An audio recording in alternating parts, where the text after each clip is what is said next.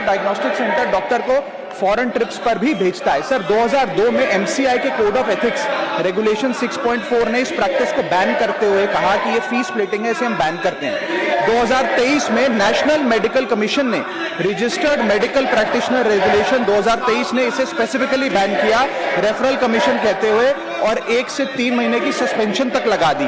और gross violation में इस पे चीटिंग, कंस्पिरेसी और कंज्यूमर प्रोटेक्शन की धाराएं भी लग सकती हैं। सर ये जो कॉस्ट का बर्डन है, कट मनी का बर्डन, ये डायग्नोस्टिक सेंटर बियर नहीं करता, ये पेशेंट के इनवॉइस में, उसके बिल में बेक इन करके लगा दिया जाता है। Indian journal of medical ethics बताती है कि इससे मेडिकल बिल जो है, ट्रीटमेंट का बिल, वो 15 से 20% पेशेंट का कभी कभार बढ़ जाता है। सर इन्फ्लेटेड बिल भी प्रॉब्लम नहीं है, प्रॉब्लम ये है कि अननेसेसरी मेडिकल टेस्ट और ओवर रेफरेंस की एक प्रैक्टिस कहीं ना कहीं शुरू हो रही है। सर ये मांग जो है ये डॉक्टर्स के खिलाफ नहीं है, ये सिर्फ एक कट मनी रेफरल सिस्टम के खिलाफ है। हमारे देश के डॉक्टर्स को हम भगवान का दूसरा रूप मानते हैं। जब कोई जिंदगी मौत के बीच लड़ रहा होता है तो डॉक्टर उसकी उम्मीद की आखिरी किरण होती है, और ज्यादातर डॉक्टर सर पूरी ईमानदारी से, लगन से, निष्ठा से पेशेंट्स की सेवा करते हैं। लेकिन कुछ डॉक्टर, सम डॉक्टर्स इस रेफरल सिस्टम में फंस गए हैं। इसीलिए मैं ये कहना चाहूंगा कि पेशेंट्स खास तौर पे रेड फ्लैग्स का ध्यान रखें। जब कोई डॉक्टर आपको एक स्पेसिफिक डायग्नोस्टिक सेंटर पे जाने के लिए मजबूर करे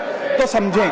यदि वो इरिटेट या अनहैप्पी हो जाए कि आपने इक्वली अक्रेडिटेड किसी और फैसिलिटी, डायग्नोस्टिक सेंटर या पैथ लैब से जांच करा ली और नाराज हो जाए, तो आप उसको एक रेड फ्लैग की तरह ट्रीट करें। या यदि मार्केटिंग एग्जीक्यूटिव या आपको प्रमोशनल मटेरियल डायग्नोस्टिक सेंटर का अगर डॉक्टर के क्लिनिक में नजर आता है तो इसका भी खासी ध्यान रखें। सर मैं ये एक बहुत महत्वपूर्ण टॉपिक है, और खास तौर पे ये टीयर 2, टीयर 3 शहरों में देखा जाता है कि ये रेफरल कमीशन जो है डॉक्टर्स और डायग्नोस्टिक सेंटर के बीच में, ये एक इनफॉर्मल इकोनॉमी बनता जा रहा है, इसे रोकना चाहिए सर।